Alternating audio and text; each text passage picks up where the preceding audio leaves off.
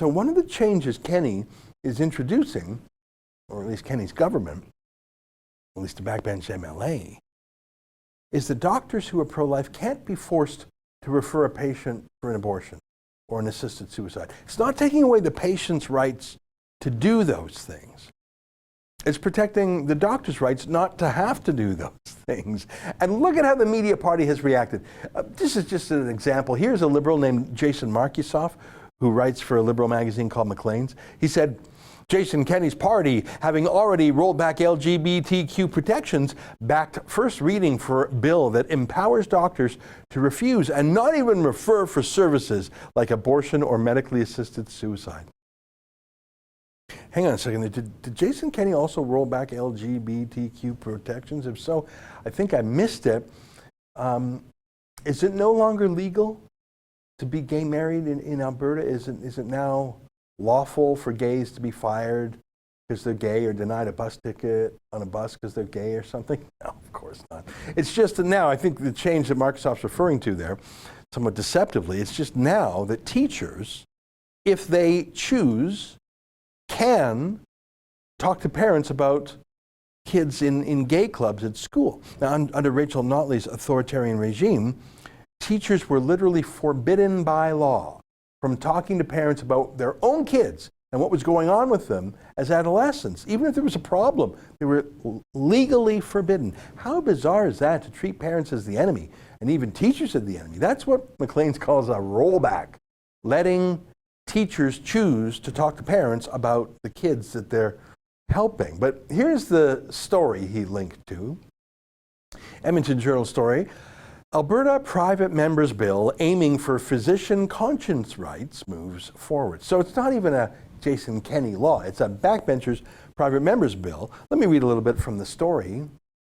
A bill that aims to protect the conscience rights of physicians passed first reading in the Alberta legislature Thursday, cracking open a debate about the rights and responsibilities of physicians asked to assist or advise on abortions, contraception, or medically assisted deaths.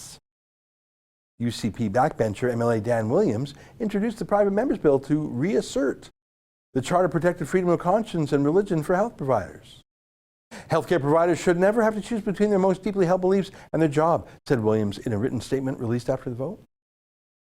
The bill would amend the Alberta Human Rights Act to include conscientious beliefs as a basis for protection from discrimination or refusal of employment. In a vote split along party lines, with all 36 UCP members in attendance voting in favor and all 15 NDP opposition members in attendance voting against, the bill has been referred to a standing committee. Okay. So I guess it looks like a government bill since all the UCP MLAs voted for it. But imagine voting against adding conscientious beliefs to the Alberta human rights law. Don't we have those conscientious beliefs rooted in law right now? In fact, indeed, we do. Have you ever read our Charter of Rights and Freedoms? Look at the very first freedom enumerated under the section called Fundamental Freedoms. Everyone has the following fundamental freedoms. A, freedom of conscience and religion. It is the first one in the list. How is it a controversy that exact same wording be put into provincial laws that are bound by it anyways? Controversy. That's what CTV called it. Controversial. Oh, yeah. All the media use that same word. Here's the Toronto Star. It's controversial. And apparently, according to the media, this is also somehow anti-gay. What? How's it anti-gay? Anyway, so I read the bill. It's very brief. I just want to read a couple parts to it. In the first part of the Constitutional Rights, but here, for number 2. For greater certainty, nothing in this act derogates from a healthcare provider's or religious healthcare organization's obligations to their patients, which may include informing individuals of options in respect of receiving a healthcare service. So this private members bill doesn't take away any medical duties. It just says the patient can't force the doctor to do anything contrary to his religion. Here, let me quote. If a healthcare provider, that's a fancy way of saying a doctor, or religious healthcare organization determines that their conscientious beliefs would be infringed by providing a specific healthcare service to an individual, the healthcare provider or religious healthcare organization is not required to provide that healthcare service to the individual. And that's pretty much it for the bill. There's just some more details that you can't file a professional complaint against a doctor for conscientious beliefs. Pretty short bill. I double-checked it. The word gay is not in the law. The word trans is not in the law. There's none of those things in the law. I checked. The word abortion is not in there. I checked. The word charter is in there 8 times. And the word rights is in there 12 times. I don't even think the law is necessary because it's just reasserting what the charter said.